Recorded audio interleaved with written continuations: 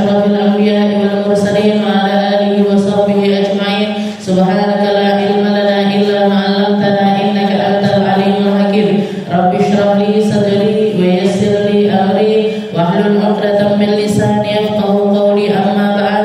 Alhamdulillah ala nikmatil Islam, alhamdulillah ala nikmatil iman wa kafa biha bin ni'mah.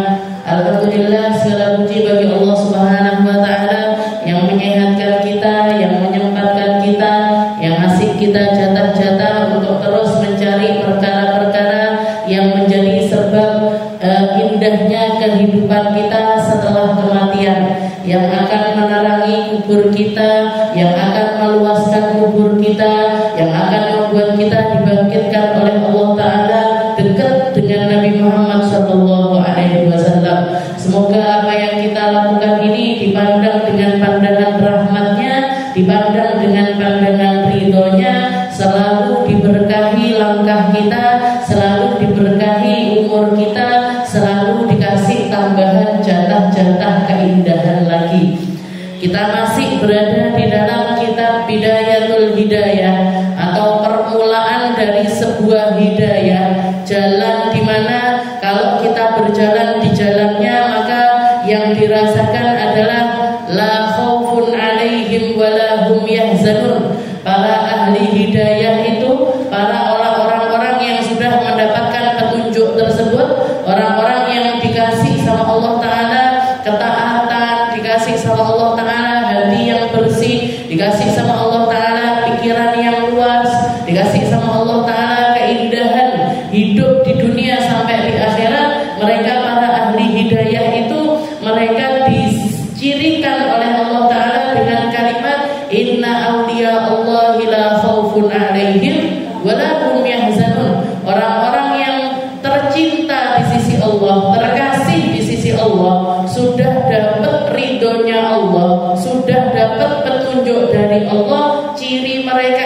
itu bukan sholatnya banyak sekali atau ibadahnya banyak sekali, walaupun itu juga salah satu sebabnya, tapi yang paling nampak, yang pasti ada di dalam diri para hamba-hamba terkasihnya Allah adalah la khaufun alaihim wala hum yahzanun. Gak pernah sedih, gak pernah kecewa, gak pernah takut. Nek awake dhewe ndelok klebatan putih bengi-bengi yang seperti berarti duduk wali bu. Wali murid. Jadi kalau kita mau ke kamar mandi di belakang gelap redek, basicnya duduk wali. Jadi wali-walinya Allah Ta'ala itu la khaufun alaihim wala hum yahzanun. Dikasih ketenangan sama Allah Ta'ala di dalam hatinya, dikasih rasa aman oleh Allah Ta'ala di dalam hatinya, karena hatinya sudah terpenuhi dengan Allah Subhanahu wa Ta'ala. Jadi apapun yang terjadi di dalam kehidupan mereka, yang dipandang adalah Allahnya. Mau dapat kesenangan, oh ini dari Allah. Dapat kesusahan, ini ya dari Gusti Allah. Mau dapat rezeki banyak, ini dari Allah Ta'ala. Bersyukur. Ketika ini ternyata kok rezekinya rodok seret, kiyo Gusti Allah juga yang ngasih saya seperti ini, berarti wayai bersabar. Jadi semua kehidupannya itu tertata, semua kehidupannya itu diindahkan sama Allah Subhanahu wa Ta'ala. La khaufun alaihim wala hum yahzanun. Al-Imam Al-Ghazali, Abi Hamid Muhammad bin Muhammad Al-Ghazali, beliau memberikan judul kitab ini dengan nama Bidayatul Hidayah, permulaan dari hidayah, agar kita itu menjalaninya dengan istiqomah, menjalani. Kalau kamu make apa isi, mengamalkan apa isi di dalam kitab ini, maka pintu hidayah atau jalan hidayah itu sedang kamu tapaki. Semoga nanti suatu saat kamu akan mampu merasakan hidayah itu sendiri. Jadi wong sing enak, jadi orang yang kalau kita hadir di antara mereka, orang-orang senang, orang-orang gembira. Kalau kita nggak ada di antara mereka, terasa ada yang kurang. Ini menunjukkan kalau kita ini hamba yang berakhlak. Ini menunjukkan kalau kita ini orang-orang yang diharap-harapkan kedatangannya atau dinanti-nantikan di dalam keluarga ataupun perkumpulan tambah baik kita, tambah indah kita, tambah dikasih porsi-porsi ibadah yang banyak oleh Allah Subhanahu wa taala. Kemarin kita sudah bahas permulaan dari adabul Jumat atau adabnya hari Jumat. Jumat ini Sayyidul Ayyam, pemimpinnya hari. Jadi kalau misalkan kita mau ketemu sama hari Jumat atau masuk ke hari Jumat, yaitu mulai malam Jumat itu, jadikan hari tersebut itu berbeda dari hari yang lain. Jadikan hari itu berbeda daripada hari yang lain. Kalau saya melihat para ulama-ulama kita dulu, ketika saya di pesantren aja, di Dalwa ataupun juga di Hadramut, ketika di Dalwa itu kalau hari Jumat mesti menunya istimewa. Like zamane ulun biasanya hari-hari biasa itu pagi mie sama tempe goreng. Di situ mesti itu, tidak pernah ganti kalau pagi. Tapi siang hari itu menunya ganti-ganti. Kadang telur tapi yo sak menten. Jadi kayaknya telur satu itu dibagi orang 3, dikopiok, terus ditambahin banyu opo, dikasih bumbu biar kerosok. Cuman gitu aja. Kalau nggak gitu ikan asin separuh ikan asin separuh, jadi segini itu separuh, satu orang itu separuh. Jadi porsinya itu yang kayak gitu-gitu. Tapi kalau sudah hari Jumat mesti menunya diistimewakan. Mesti menunya itu kalau nggak ayam, kalau nggak ayam, daging. Kalau nggak ayam, daging itu pasti. Jadi hari Jumat itu istimewa. Di Hadramut kalau hari-hari biasanya ikan goreng. Kalau yang nggak doyan ikan biasanya kentang dibumboni. Hari Jumat itu kalau nggak kambing, ayam. Jadi masakan kita kalau jenengan kita yang ada di porsinya kita di rumah kita boleh kita di Jumat masak yang lebih istimewa. Masak yang lebih istimewa, nggak butuh istimewa sekali. Tapi ditambahi biar keluarga ini loh. Ini apa iki? Ada bedanya antara hari Jumat dengan hari yang lainnya. Setelah itu rumah juga kita istimewakan. Kayak gini misalkan biar ben rodok wangi, beresik-resik gitu. Lah biasanya ya resik-resik gitu tok ditambahi nyumet dupo biar wangi rumahnya atau disemproti apa biar bau wangi. Niatnya apa? Niatnya yu'adzim sya'airallah. Niatnya adalah mengagungkan sesuatu yang diagungkan sama Allah Subhanahu wa taala. Di Al-Qur'an itu sampai ada surat namanya surat Al-Jum'ah. Jadi ada surat yang namanya itu surat Al-Jum'ah, bahas tentang Jumat.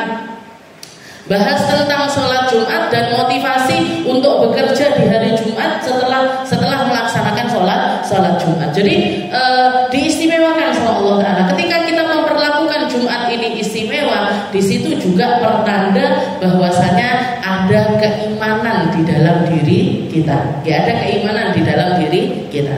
Walaupun mayoritas adab-adabnya ini berkaitan sama mereka-mereka yang berangkat Jumat, tapi kita sebagai perempuan juga punya porsi untuk mengistimewakan hari Jumat. Kemarin bahas tentang thumma bakkara ilal jum'ah was'a ilaiha alal hayati alal hainah wassakinah. Jadi berangkat, kalau kamu mau berangkat hari Jumat, jalanlah ke masjid itu dalam keadaan tenang, dalam keadaan pelan-pelan.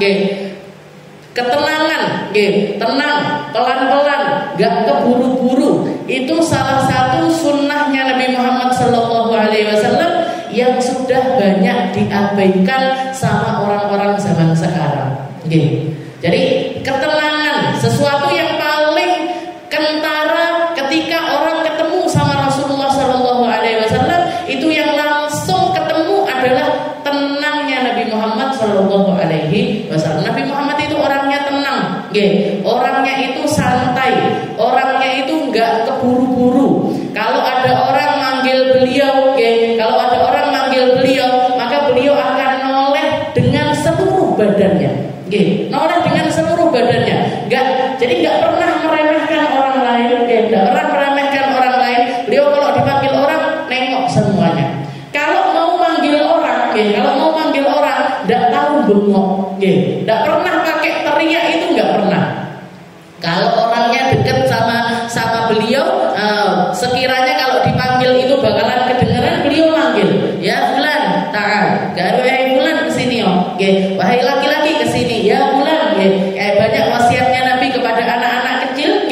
Sama anak-anak kecil Rasulullah itu sering berwasiat, tapi di sampingnya Nabi, sama Anas bin Malik, ya ulam sambillah wa kul biyaminik wa kul mimma yalik. Wahai Anas, kalau makan baca bismillah dulu ya, nanti makannya pakai tangan kanan. Makan yang ada di depan kamu, jangan nyari yang enggak ada. Jangan nyari yang enggak ada. Itu di sampingnya Nabi. Sama Sayyidina Abdullah bin Zubair, umur 7 tahun sama Nabi Muhammad dinasehati, ya fulan ihfadillah yahfadhak. Wahai anak kecil, jaga Allah Ta'ala, kamu akan dijaga sama Allah.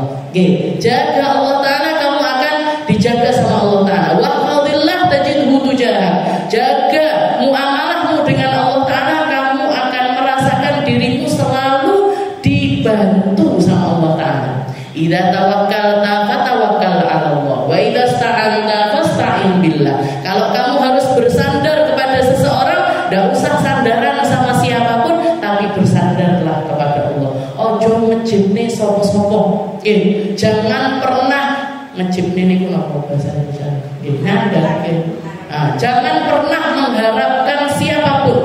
Jangan pernah berharap kepada siapapun, kepada apapun, tapi berharaplah selalu kepada Allah SWT. Ini anak kecil umur 7 tahun kok dijak ngomong serius seperti itu sama Nabi Muhammad SAW. Wa idza sta'anta fasta'in billah. Kalau kamu mau minta tolong, enggak usah minta tolong sama siapa-siapa, minta tolong sama Allah Subhanahu wa taala. Ya gulam, wahai anak kecil, kalau misalkan seluruh dunia ini punya keinginan untuk menghancurkan kamu, untuk menghinakan kamu, untuk ngasih mudarat kepada kamu, untuk ngasih bahaya kepadamu, yang akan tersampaikan kepada dirimu dari mudarat tersebut adalah sesuatu yang memang menjadi ketetapannya Allah Subhanahu wa taala. Kalaupun manusia semuanya berusaha untuk mencelakai kamu, kalau Allah Ta'ala pengen kamu selamat, kamu akan tetap diselamatkan sama Allah.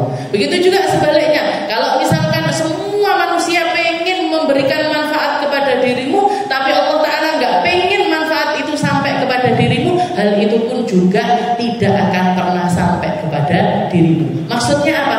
Ini kalimat iman tertinggi, Bu. Ini kalimat keimanan, kepasrahan, irtibat, ya istilahnya pengkaitan diri dengan Allah Ta'ala yang sesungguhnya Nabi Muhammad wasiatkan kepada anak kecil umur 7 tahun. Yang biasanya kita sama anak kecil ini biasanya omongannya cah cilik, dolanan-dolanan, apa yang nyambung sama mereka. Kita nganggapnya mereka ini ras kelas 2, nggak ngerti, nggak paham dan lain sebagainya. Nabi Muhammad padahal wasiatnya sama anak kecil-kecil ini serius. Kenapa? Karena anak kecil itu meskipun banyak orang menganggap mereka nggak mampu untuk menyerap sesuatu, tapi sebenarnya hatinya menyerap. Hatinya mampu mencinta, mampu membenci, mampu di dalam segala sesuatu. Makanya sama Nabi Muhammad anak kecil-kecil itu dikasih porsinya di dalam adab, di dalam di dalam porsi dari agama Islam ini diberikan juga kepada para anak-anak kecil tersebut. Gampangnya itu ini anak kecil sekarang ini kecil dan dia dalam keadaan yang hatinya itu masih suci, masih bersih, durung duwe dosa, bahkan kalaupun berdosa dia enggak dianggap dosa sama Allah Ta'ala, hatinya resik. Ketika hati bersih ini diberikan perkara-perkara yang manfaat, mereka bahkan mampu menyerapnya dengan serapan yang paling tinggi, lebih dibandingkan orang tua. Kalau awake dhewe, kalau kita ini orang tua, wis kakean dosa, dinasehati segala macam, dinasehati segala macam, dikasih tahu tentang ngene ada ngene, pas neng majelis metu wae kudune dina Jumat ini ngapain aja lupa. Kenapa? Apa yang menghalangi kita? Kebanyakan kebaikan-kebaikan itu terhalang dari diri kita karena kotornya hati kita, karena banyaknya maksiat yang ada di dalam diri kita. Tapi manfaatkan itu untuk anak kecil-kecil. Makanya istilahnya salah satu harapan kita ketika bikin majelis anak kecil-kecil, mengadakan TPQ dan lain sebagainya, untuk ngasih wadah mereka biar dapat Kalau dengar pun dengarnya hal-hal yang baik. Nggih. Kalau melihat pun yang dilihat ini orang-orang baik.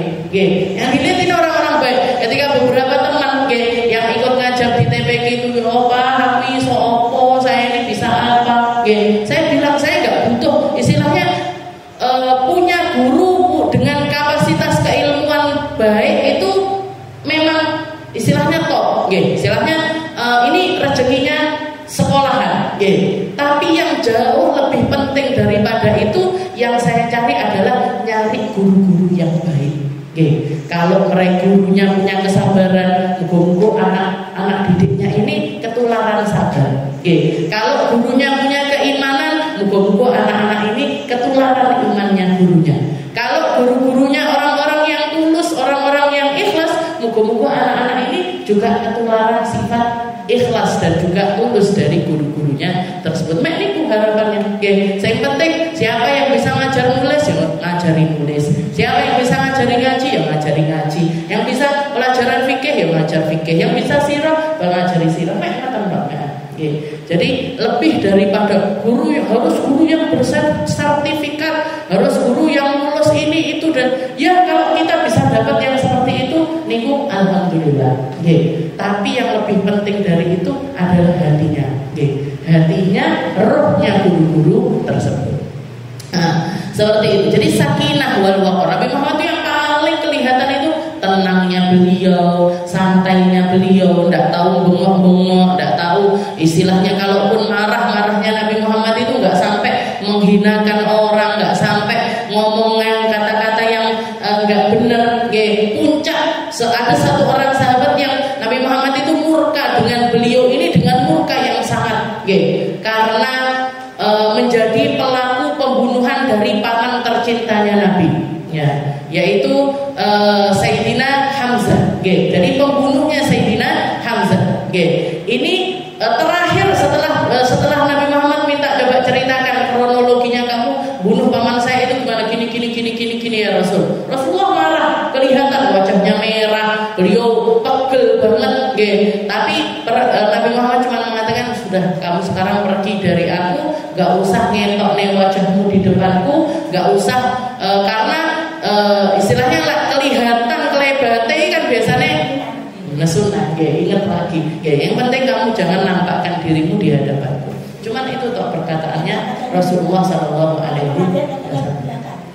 Beliau like sholat naik buri, kalau pengajian nyari di tempat di belakang, tapi tetap ikut kajiannya Nabi, tetap sholat berjamaah dengan Rasulullah Sallallahu Alaihi Wasallam. Setelah itu beliau mengatakan, Imam Ghazali mengatakan di dalam kitab Bidayatul Hidayah, qala al-mu'allif rahimahullah ta'ala wa nafa'ana bihi bi ulumi fid dharain amin. Tsumma idza dakhalta al-jami' fatlub as-saffil awwal. Katanya beliau, kemudian berangkatlah kamu ke masjid. Berangkatlah kamu ke masjid. Kalau kemarin berangkat secepat mungkin, sepagi mungkin, karena mereka yang karena malaikat itu nontongi di depan pintu-pintu masjid, nyatet, buka buku catatannya, dicatat orang-orang yang ini gelombang pertama yang masuk, kasih pahala kayak orang sedekah batnah. Apa batnah itu onta. Habis itu jam kedua mereka yang masuk dapat pahala kayak orang yang nyembelih sapi. Yang gelombang ketiga kayak nyembelih kambing. Yang keempat kayak nyembelih ayam. Terakhir gelombang terakhir ini mereka yang koyok sedekah endok, telur. Habis itu nanti kalau imamnya khatibnya sudah naik ke atas mimbar, malaikat nutup buku catatannya, ikut duduk di samping khatib, di samping khatib Jumat, dengarkan khutbah Jumat. Terus yang belayu imam piye? Sedangkan nggak masuk tulisannya mereka yang dicatat sama malaikat untuk disetorkan kepada Allah Ta'ala sebagai para hadirin Jumat. Mungkin mereka hadir Jumat, saya belayu nih pas khotib, wes munggah saya belayu, saya melaku, saya dan lain sebagainya. Mereka hadir di antara orang-orang yang Jumat, tapi nggak hadir di sisi Allah Subhanahu wa Ta'ala. nggih, gak hadir di sisi Allah Subhanahu wa taala. Ya muga-muga awake dhewe bisa nggih ngoprak-ngoprak anake, ngoprak-ngoprak putune, sing angel ngoprak-ngoprak bojone sing angel. Wa yuqalu innan nasi qurbihim indan nadar ila wajhillahi ta'ala ala qadri bukurihim ila al-jum'ah. Katanya Nabi Muhammad, manusia itu di dalam kedekatannya pada pandangan Allah Ta'ala itu Allah Ta'ala, salah satu penilaiannya Allah Ta'ala adalah mereka-mereka yang cepat-cepat berangkat di hari Jumat.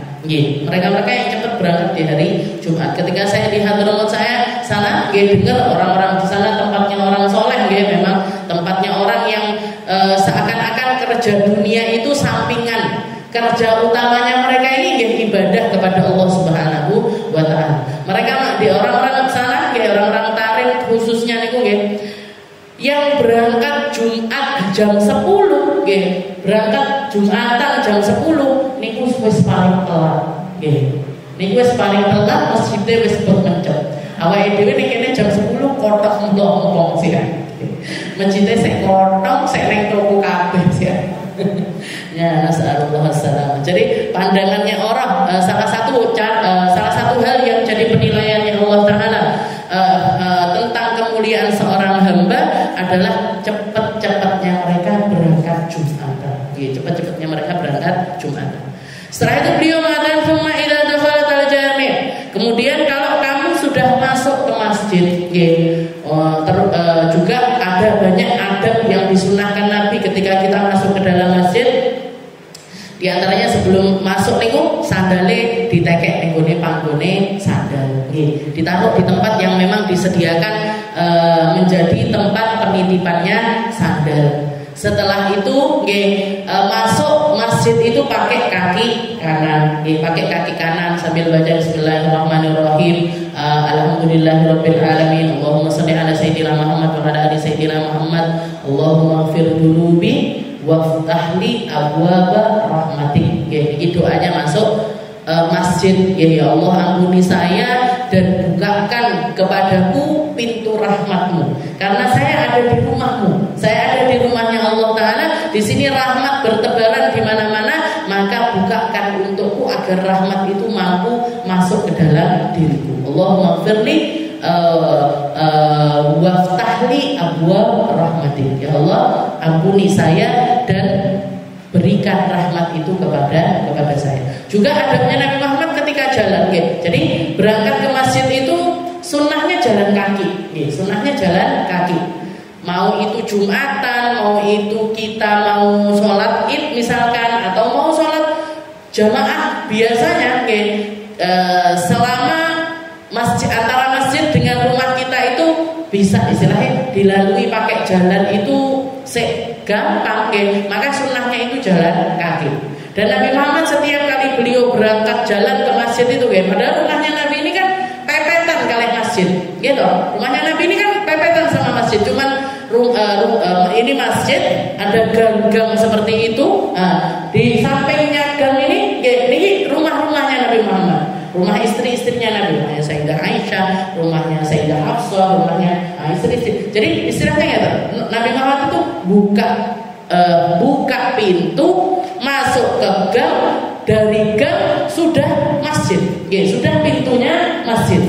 Itu pun Nabi Muhammad setiap kali keluar rumah untuk berangkat ke masjid, Nabi itu nyempet nih untuk baca doa. Jadi jalan itu sambil berdoa. Doa yang sering dibaca Nabi ketika jalan menuju ke masjid itu, beliau mengatakan Allahumma ja'al fi qalbi nura, waj'al fi lisani nura, waj'al fi sam'i nura, waj'al fi fi yamini nura, fi shimali nura, min fawqi nura, min tahti nura, Allahumma ja'al nura. Katanya Nabi Muhammad, ya Allah, berikan cahaya di dalam hatiku, berikan cahaya di dalam lisanku, berikan cahaya di dalam telingaku, berikan cahaya di kananku, kiriku, atasku, bawahku, dan jadikan aku ini cahaya. Padahal Nabi Muhammad sudah bercahaya. Nabi Muhammad itu sudah mencelonong, kelihatan ataupun yang di luar ataupun yang di dalamnya Nabi ini sudah cahaya, tapi masih minta sama Allah Ta'ala untuk jadi cahaya. Sayyidah Aisyah ketika beliau jahit jarumnya jatuh, Nabi Muhammad masuk, Nabi Muhammad masuk. Yang pertamanya ngeraba-ngeraba, nengti, ini saya, jarum saya. Nabi Muhammad masuk langsung ketok, langsung ketemu. Spontan beliau mengatakan, ya Rasul, maaf wa aka ya Rasul. Betapa bercahayanya dirimu ya Rasul. Betapa bercahayanya dirimu ya Rasul. Ini Nabi Muhammad secara fisik sudah bercahaya, tapi masih minta dikasih cahaya sama Allah Taala.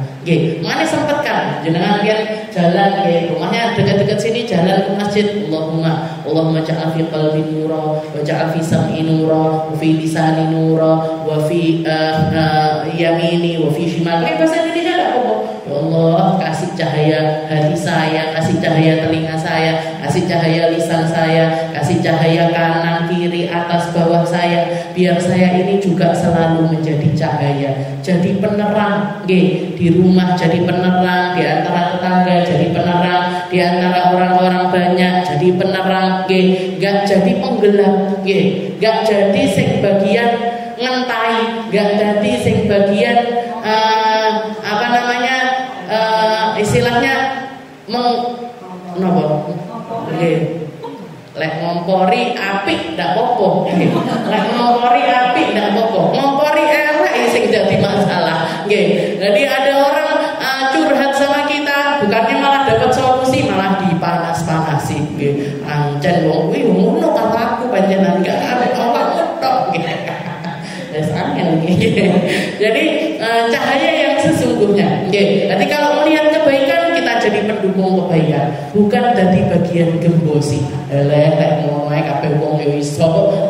Jadi gak gampang jadi orang yang seperti itu. Ini yang dibaca Nabi Muhammad setiap kali beliau berangkat ke masjid. Setelah itu beliau mengatakan, Imam Ghazali ma'ana fatul bis safil awal. Cari soft terdepan, cari soft terdepan. Salah satu fungsi atau salah satu hikmahnya, ini sebenarnya berlaku nggak cuma di masjid saja, nggak cuma tentang sholat Jumat saja. Tapi kalau kita hadir majelis sekalipun, pian usahakan untuk nyari tempat yang terdepan. Biar apa? Biar kalau misalkan orang-orang datang yang setelah kita, nggak perlu ngeten-ngeten, nggak perlu istilahnya, nggak perlu ngelangkah-ngelangkai orang, nggak perlu ngelangkah-ngelangkai orang. Jadi penuhi dulu yang bagian depan, bagian depan penuh, duduk di soft kedua penuh, soft ketiga. Tapi kesenangannya golek isendenan. Kalau misalkan kita memang merasa, memang kita ini merasa aku ki boyokku enek masalah, sikilku enek masalah, iki rasa urate dhuwur, kolesterolnya dhuwur, iki nes barang-barang dhuwur, saya memang harus selonjor, saya memang harus sendenan. Cari sekalian tempat paling belakang yang ada sendenannya. Atau kalau misalkan di masjid biasanya ada tiang, duduk aja di tiang-tiang itu. Itu adab yang diajarkan sama Imam Ghazali. Kalau kamu merasa dirimu sehat, kamu seenom, tidak ada masalah apa-apa, nggak gampang gering-geringan dan lain sebagainya, cari soft paling depan, duduk, isi dulu tempat-tempat tersebut. Biar apa? Biar nanti orang yang datang setelah kamu ini nggak perlu permisi, ngelihat di soft kedua ada yang kosong, tapi di soft ketiga, keempat sudah banyak orang. Akhirnya kan akhirnya seperti itu. Di majelis ngoten, tapi lah di sini betul-betul yo longgar aja. Ini kalau majelisnya itu majelis yang banyak orang, yang penuh ngoten niku, ya kita adabnya seperti itu. Cari paling depan. Kalau enggak cari paling depan, cari tempat yang sekiranya enggak dilangkah-langkai orang, yang nyaman, yang kita bisa duduk nyender sesuai dengan keinginannya kita. Tapi kalau mau nyari seperti itu, berarti tekone sing cepet. Tekone paling ya istilahnya yang cepet. Jangan sampai sendenane wis entek. Sendenane wis entek. Terus kita permisi ya, saya masalah mbok agak sana tak saya. Jangan. Jadi kalau istilahnya ini kesadaran diri yang perlu diperhatikan. Idza ijtama'an nas. Ya, jadi cari soft paling depan. Dan kalau orang sudah banyak datang, fala tatakhatta riqabahu. Jangan melangkahi orang. Ya, jangan melangkahi orang. Kalaupun misalkan kita melihat suasana masih longgar, soft paling depan paling longgar, tapi saya sudah di agak belakang, kita maju Bu, atau Pak ini safnya depan Bu, di ini dulu, diisi dulu, biar yang belakang bisa gampang untuk merapatkan soft dan lain sebagainya. Fala tatakhatta riqabahu wala tamurru baina aydihim. Jangan riwariwi. Lek neng majlis, di masjid, di tempat umum yang di situ disampaikan kebaikan-kebaikan, ojo riwariwi. Karena ini ganggu konsentrasi. Kalau orang sedang mendengarkan khutbah, yo ganggu yang khutbah, ganggu yang mendengarkan khutbah. Padahal di Jumat itu kan Allah Ta'ala memerintahkan bagi mereka ansitu, mesti kan di masjid, khotibnya mesti ada kalimat ansitu wasma'u. Ansitu ini di atasnya isma'u. Isma'u itu dengarkan. Ansitu ini bukan cuma dengarkan, tapi yang fokus di dalam mendengarkan. Nah ini kita lagi dengarkan khotib, enek sing melongkang lagu, sik berpipis ora jeding, sik kelingan sandal, sik arep ngantri pentol, sik ngantri. Gak karuan. Jadi yang ini istilahnya yang fokus. Fala tamurru baina aydihim, jangan riwariwi. Kalaupun misalkan kita memang ada masalah, misalkan lagi beser, gampang ke kamar mandi, tapi kalau karena Jumat ini memang kewajiban, maka kita tetap hadir Jumat ini buat bapak-bapak. Maka cari tempat yang di situ itu dekat sama kamar mandi. Cari tempat yang dekat sama kamar mandi, jangan ganggu konsentrasinya orang.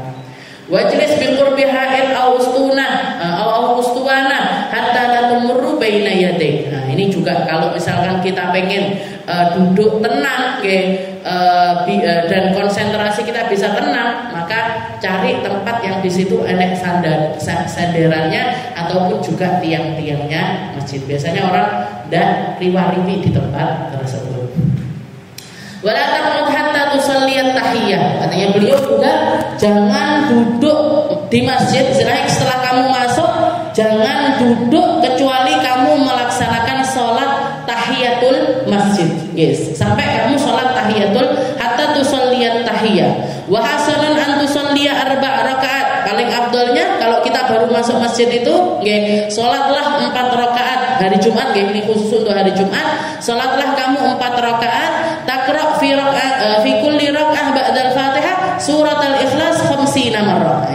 Ini makanya para orang-orang saleh itu berangkat ke hari Jumat ini awal sekali, karena sunnahnya adalah kamu berangkat sholat Jumat, sholat 4 rakaat, di setiap rakaatnya setelah baca Fatihah baca surat al-Ikhlas 50 kali. Ini kayaknya udah punah ini. Sunnahnya ini sudah punah. Jadi istilahnya hampir nggak ada orang sholat tahiyatul masjid petang rakaat, setiap rakaat itu baca al-Ikhlas 50 kali. Nggak peng telu Bu, peng telu gampang. Ini 50 kali. Fi kulli raka'ah ba'da Fatihah surat al-Ikhlas 50 marrah. Fa fil khabar dikatakan di dalam hadis, anna man fa'ala dzalik lam yamut hatta yara maq'adahu minal jannah aw yura lahu dzalik. Orang yang melaksanakan hal ini dan istiqomah melaksanakan salat sunnah 4 rakaat, setiap rakaatnya 40 kali surat al-Ikhlas, dikatakan dia tidak akan mati sampai tahu persis tempatnya di surga. Sampai dikasih lihat sama Allah Ta'ala tempatnya dia di surga. Lam tamut hatta yara maq'adahu minal jannah. Di surga au yura lahu dzalik, atau diperlihatkan kepadanya. Dia yang melihat atau diperlihatkan sama Allah Ta'ala tempatnya di surga. Punah kali Bu sunnahnya ini. Hampir istilahnya ya mungkin ada orang yang melaksanakannya tapi sudah sangat sedikit sekali. Neng Indonesia koyok-koyok enggak kayak enggak ada. Jadi seperti itu. Wala taqnah hatta tusalliyat tahiyat. Kalaupun misalkan enggak mampu untuk sholat seperti ini, katanya beliau, wala tatrukit tahiyah wa in kana al imam yakhutub. Sholatlah semampumu, istilahnya sholat, tetap sholat tahiyatul masjid, dan sholat tahiyatul masjid ini tetap disunahkan walaupun khatibnya sudah berdiri. Walaupun khatibnya sudah yakhutub, sudah dalam keadaan khutbah, kalau ada orang baru masuk ke dalam masjid, tetap disunahkan untuk melaksanakan tahiyatul masjid. Tapi biaqalli mungkin, dengan secepat mungkin. Secepat mungkin di sini tetap dengan menjaga semua rukun-rukunnya sholat, dengan tetap menjaga rukun-rukunnya sholat, tapi secepat mungkin. Istilahnya sing wajib tok, nggak usah pakai baca doa iftitah, nggak usah naruh surat setelahnya. Yang penting takbiratul ihram, langsung baca Fatihah, ruku, i'tidal, sujud, duduk di antara dua sujud lagi, berdiri lagi, Fatihah lagi, langsung ruku. Sing sunnah di skip. Kalau sudah imamnya atau khatibnya sudah berdiri, maka sunnah-sunnahnya tidak usah dilakukan, tapi langsung melakukan yang wajib saja. Tapi tetap sunnah, tetap sunnah melaksanakan tahiyatul masjid. Wa minas sunnah an taqra fi arba'i rakaat surah Al-An'am wal Kahf wa Thaha wa Yasin. Fa illam taqdir fa surah Yasin wa Alif Lam Mim was Sajdah wa Hamim ad-Dukhan wal Mulk. Ini juga ada kesunahan hari Jumat itu untuk melaksanakan sholat 4 rakaat. Rakaat pertama baca surat Al-An'am. Rakaat kedua surat Al-An'am itu setelahnya surat Al-Maidah. Jadi surat Al-An'am itu surat setelahnya surat Al-Maidah. Berarti ada di juz 7 6. Di juz 6. Yo meh sak juz ngono. Rakaat pertama baca surat Al-An'am. Rakaat kedua baca surat Al-Kahfi. Kahfi di juz 14 15 niku. Rakaat ketiganya baca surat Thaha. Thaha ini setelahnya surat Maryam. Setelahnya surat Maryam, berarti di juz 16-an itu. Dan terakhir baca surat Yasin. Berarti katek Quran saja. Nah, ada apa ya katek Quran? Lek bunur enggak usah katek Quran. Nah, dhewe pakai kudu katek Quran. Jadi hari Jumat sempatkan untuk sholat 4 rakaat, mau itu sholat duha, mau itu kalau kita perempuan mau itu sholat duha, kalau laki-laki motivasinya untuk tahiyatul masjid.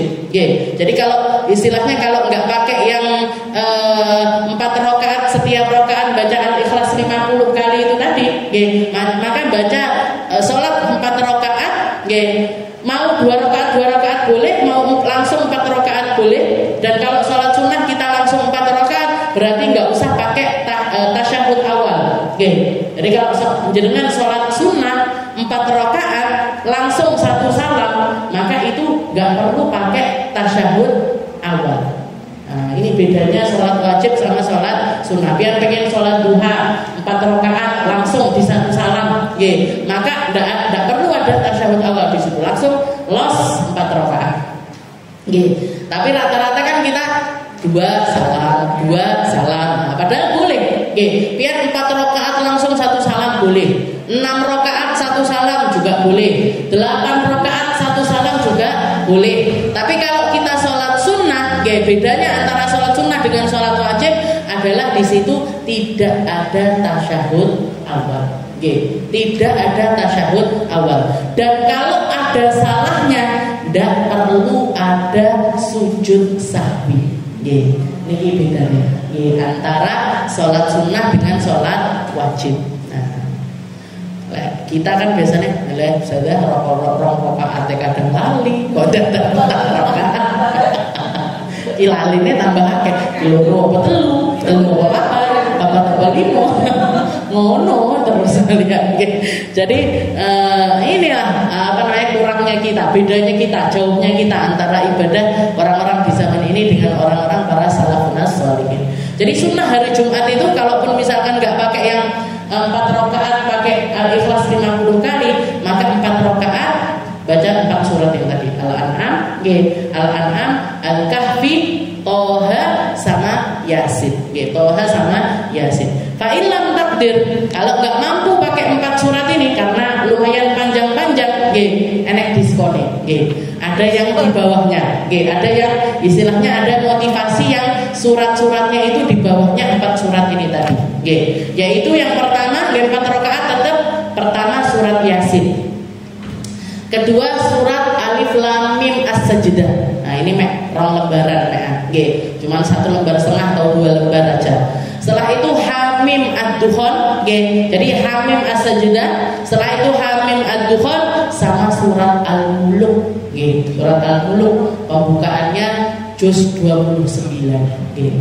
Iya wong dhewe ya wis sangat awam-awam.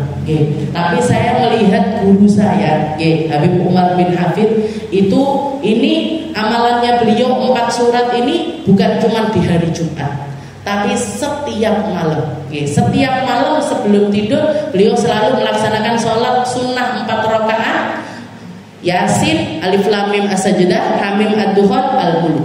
Itu nggak pernah ketinggalan. Guru saya, muridnya enggak, tapi muridnya istilahnya beliau. Ini guru-guru saya ini orang-orang saleh-saleh ini, beliau setiap kali istilahnya enggak pernah hilang malamnya kecuali melaksanakan sholat sunnah 4 rakaat, baca Yasin, Alif Lam Mim As-Sajdah, Hamim Ad-Dukhan dan juga surat Al-Mulk. Muga-muga wae dhewe iso nglakoni. Muga-muga kita bisa menjalani yang seperti ini. Wala tada' qira'at hadhihi surah lailatul jum'ah. Dan kalau sholat sunnah itu Bu, kalau pian istilahnya capek sekali atau enggak kuat kakinya dan lain sebagainya, sholat aja pakai duduk. Enggak sholat sunnah pakai duduk itu mboten napa-napa. Nah, kalau untuk sholat wajib lek kuat ngadeg berarti wajib ngadeg. Tapi kalau kita kalau untuk sholat sunnah misalkan daripada meninggalkan sholat sunnah tersebut, mendingan sholat tetap tapi pakai duduk. Dan lek pian duduk iso nyepakne meja ning ngarepe, baca Yasin buat belajar, istilahnya buat belajar biar kuat sholat, istilahnya berinteraksi dengan Allah Ta'ala dengan durasi yang lebih panjang antara kita dengan Allah Ta'ala. Cepat nih Quran di depannya, mesti kasih tanda. Nanti habis Fatihah baca surat Yasin, habis Fatihah dibuka surat Alif Lam Mim As-Sajdah, habis Fatihah lagi rakaat ketiganya baca Hamim Ad-Dukhan, dan yang terakhir surat Al-Mulk. Nanti kalau belajar yang ini bisa, insya Allah nanti ganti yang ini tadi, Al-An'am, Toha, Al-Kahfi. Dimulai dari hari Jumat. Bismillah. Bismillah. Nah ini karena kita belajar ini. Belajar ini katanya para ulama, ilmu itu selalu minta diamalkan. Ilmu itu minta diamalkan. Kalau nggak diamalkan nanti dia nanya di akhirat, wes ngerti aku kok orang mau amal nih. Kalaupun misalkan nggak mampu setiap malam, wes diniati setiap malam Jumat. Setiap malam Jumat. Atau kalau nggak bisa setiap malam Jumat, yo sebulan sekali Jumat. Rutinane sebulan sekali. Sholat pakai surat panjang-panjang kayak gini. Kalau nggak mampu sebulan sekali, yo setahun bisa. Setahun bisa diamalne. Setahun bisa nggak iso. Setahun sekali nggak bisa. Minimal seumur hidup sekali. Seumur hidup sekali kita minta sama Allah Ta'ala untuk bisa melakoni ibadahnya orang-orang soleh. Wala tada' qira'atu hadhihi surah lailatul jum'ah. Katanya Imam Ghazali, kalau enggak bisa di dalam sholat, kalau enggak bisa bacanya di dalam sholat, dibaca biasa. Dibaca biasa. Wala tada' qira'atu hadhihi surah lailatul jum'ah fa fiha fadlun katsir. Karena di dalam surat-surat ini ada banyak keabdolian. Ustazah Nur punya rutinan khataman Al-Quran hari Jumat di sini, lek ndak iso sholat sendiri di rumah, yo gabung, minimal gabung baca Quran bareng-bareng.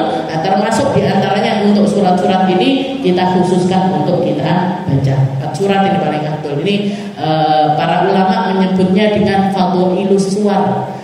Surat-surat paling afdol untuk dihafalkan, untuk jadi rutinan, untuk difahami sama semua orang.